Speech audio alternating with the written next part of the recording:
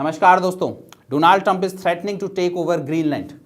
Donald Trump is saying that we absolutely need Greenland for our national security.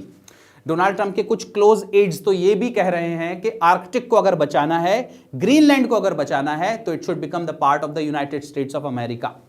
दोस्तों ये सब हो रहा है because of Monroe doctrine. Monroe doctrine एक 19th सेंचुरी का डॉक्ट्रिन है जो कहता है कि वेस्टर्न हेमिस्फीयर में यूनाइटेड स्टेट्स ऑफ अमेरिका की हेजेमनी को, यूनाइटेड स्टेट्स ऑफ अमेरिका के इन्फ्लुएंस को कोई भी चैलेंज नहीं कर सकता. बट लगातार देखने में आ रहा है कि चाइना का बढ़ता इन्वॉल्वमेंट और इन्वेस्टमेंट ग्रीनलैंड के अंदर इस मुनरो डॉक्ट्रिन को चैलेंज कर रहा है. इसीलिए यूनाइटेड स्टेट ऑफ अमेरिका थोड़ा सा अग्रेसिव भी हो गया है और यहां तक कह दिया है कि अगर ग्रीनलैंड को अनेक्स करना पड़े तो हम फोर्स का इस्तेमाल भी कर सकते हैं. अब लगातार इस बात का विरोध हो रहा है. ग्रीनलैंड नाटो का मेंबर है, डेनमार्क के किंगडम के अंदर आता है और डेनमार्क नाटो का मेंबर है. नाटो के जो लीडर्स हैं, यूरोपियन यूनियन के लीडर्स हैं, डेनमार्क के जो लीडर हैं, ग्रीनलैंड के जो लीडर हैं, वो लगातार बोल रहे हैं that Greenland is not Venezuela. जिस तरह से आपने वेनेजुएला में करा, सेम काम, same actions you can not take in Greenland. तो दोस्तों Greenland United States of America के लिए इतना इंपॉर्टेंट क्यों है और साथ ही साथ चाइना के लिए भी इतना इंपॉर्टेंट क्यों है, इस बारे में हम चर्चा करेंगे इस वीडियो में. तो मेरे साथ बने रहिए. मेरा नाम है मयंक भारद्वाज और आप सबका स्वागत है श्रीराम IAS के यूपीएससी चैनल पे. Now before I start I would like to tell you about this free 1-to-1 mentorship of Shriram IAS. अगर आप यूपीएससी के छात्र हैं और आपको किसी भी प्रकार का डाउट है तो आप हमारे एक्सपर्ट मेंटोर से आके मिल सकते हैं. The only thing which you have to do is to go to the description of this video, click the link, fill the form and we are going to approach you. दोस्तों मैं थोड़ा सा history बता दूं आपको.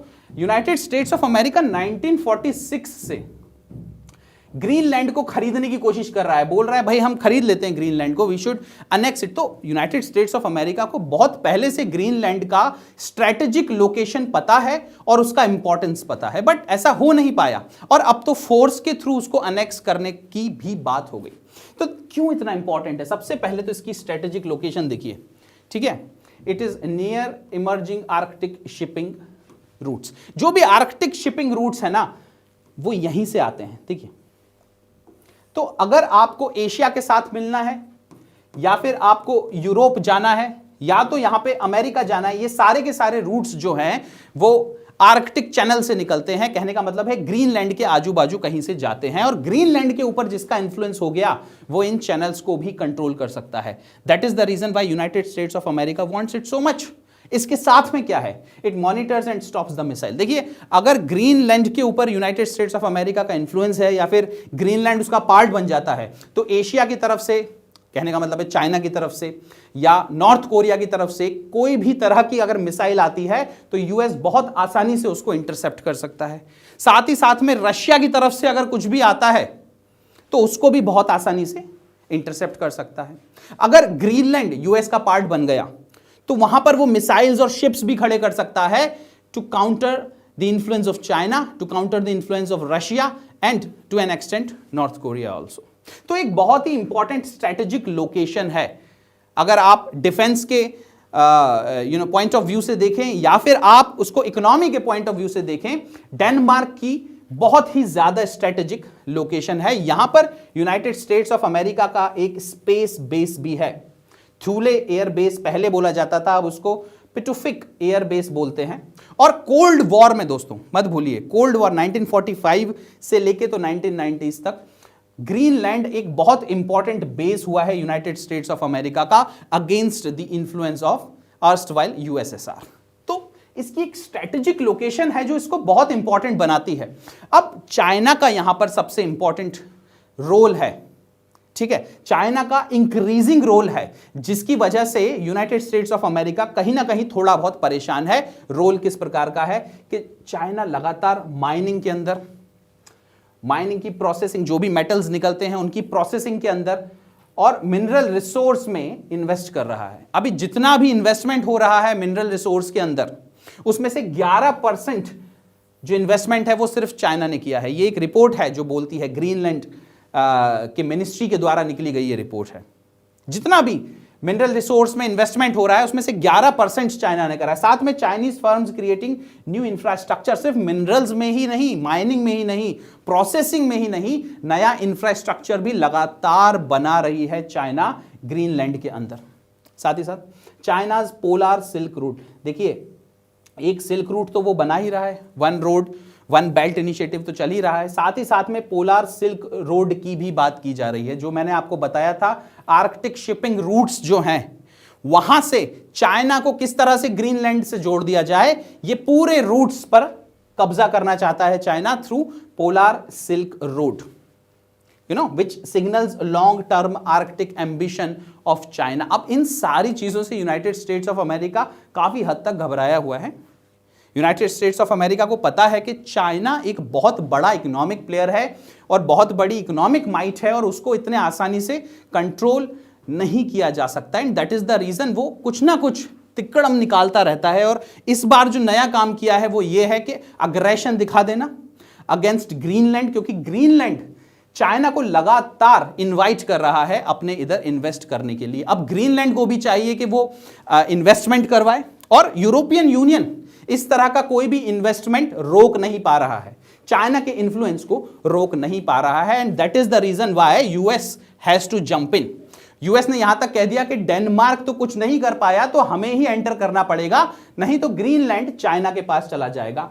इसका मतलब है यूनाइटेड स्टेट्स के अगेंस्ट जो एक नेचुरल सिक्योरिटी है वो चली जाएगी, आर्कटिक रूट्स जो हैं वो सारे के सारे चाइना के हाथ में आ जाएंगे।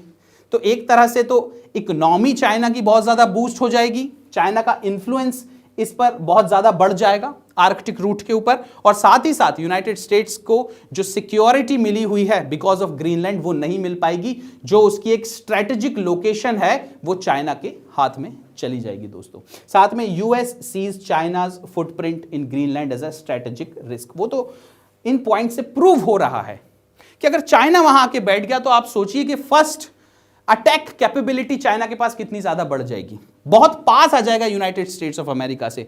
अलास्का तो बिल्कुल पास में ही है दोस्तों ग्रीनलैंड के, और रिसोर्स रिच रीजन है। भाई रिसोर्स किसको अच्छे नहीं लगते, आज अगर देखें तो रेयर अर्थ मेटल एक ऐसी चीज है जो हर छोटे बड़े इक्विपमेंट में यूज होती है।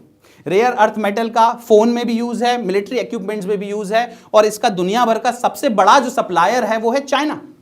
और अभी रिसेंट में देखा गया कि चाइना ने रेयर अर्थ मेटल का जो एक्सपोर्ट है वो यूनाइटेड स्टेट्स को कम कर दिया, जिसकी वजह से यूएस बौखला गया और चाइना के ऊपर टैरिफ भी लगा दिए।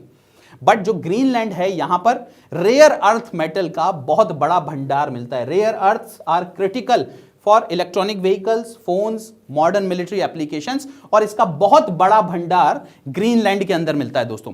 और रेयर अर्थ मेटल के साथ साथ में देखिए आप गोल्ड यहां पर है, निकल यहां पर है, कोबाल्ट यहां पर है, तो इंडस्ट्री के लिए जो भी चीजों की जरूरत पड़ती है वो यहां पर है, मॉडर्न इक्विपमेंट्स के लिए जो भी मिनरल्स की जरूरत पड़ती है वो यहां पर है। रेयर अर्थ मिनरल्स बोलते हैं, मतलब दुनिया में बहुत कम जगहों पर मिलेगा, हर जगह नहीं मिलेगा, रेयर है बहुत, और ग्रीनलैंड के अंदर ये मौजूद है। Control over Greenland helps secure future and critical mineral supply chains. अगर यूनाइटेड स्टेट्स ऑफ अमेरिका के पास ग्रीनलैंड आ जाता है तो रेयर अर्थ मेटल की जो भी सप्लाई चाइना से होती है वो ग्रीनलैंड से करवाने लगेगा, और चाइना के ऊपर उसकी डिपेंडेंसी कम हो जाएगी। ये डिपेंडेंसी कम होने से वो चाइना को बहुत अच्छे से अपोज कर पाएगा। अभी तो एक किस्म की डिपेंडेंसी बनी हुई है चाइना पे, भविष्य में वो नहीं रहेगी। That is the reason why Greenland is so much important. सबसे इंपॉर्टेंट चीज है रिसोर्सेज, दूसरी इंपॉर्टेंट चीज है वहां पे चाइना का बढ़ता हुआ इन्वेस्टमेंट और इन्फ्लुएंस, और तीसरी इंपॉर्टेंट चीज है ग्रीनलैंड की स्ट्रेटेजिक लोकेशन। इन तीनों वजहों से यूनाइटेड स्टेट्स ऑफ अमेरिका बहुत बड़ा अग्रेसर बनने को भी तैयार है, फोर्स भी यूज करने को तैयार है अपने ही नाटो मेंबर के against. Leaders of the European union ने बोला है कि अगर इस तरह से कुछ भी हुआ, नाटो के किसी भी कंट्री को फोर्सफुली अनेक्स किया गया, तो नाटो बिखर जाएगी, नाटो का वहां पर समापन समाप्त हो सकता है। तो दोस्तों इसी के साथ अब देखते हैं भविष्य में क्या होगा, इसी के साथ मैं अपना डिस्कशन को यहां पर एंड करता हूं। Thank you very much, have a nice day and जय हिंद।